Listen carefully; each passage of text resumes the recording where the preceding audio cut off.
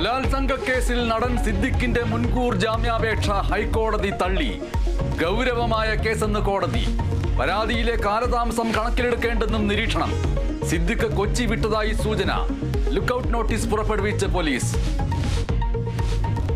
പീഡന പരാതിയിൽ നടൻ മുകേഷ് MLA പ്രത്യേക അന്വേഷണ സംഘം ചോദ്യം ചെയ്യുന്നു.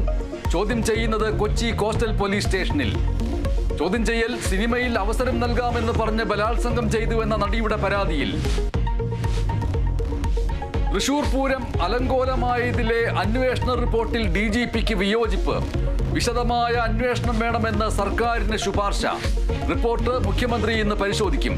അന്വേഷണ റിപ്പോർട്ട് വൈകിയതിന് പിന്നിൽ ആസൂത്രിത നീക്കമെന്ന് CPI മുഖപത്രം.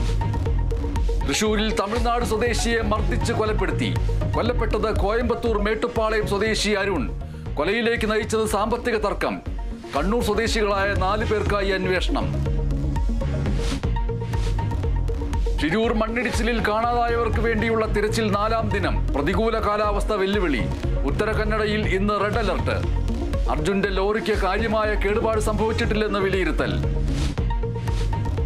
ഭൂമി കുംഭകോണ കേസിൽ കർണാടക മുഖ്യമന്ത്രി സിദ്ധരാമയ്യയ്ക്ക് തിരിച്ചടി. പ്രോസിക്യൂട്ട് ചെയ്യാൻ ഗവർണർ നൽകിയ അനുമതി ഹൈക്കോടതി ശരിവച്ചു. ഗവർണർക്ക് സ്വതന്ത്രമായ തീരുമാനമെടുക്കാമെന്ന് കോടതി.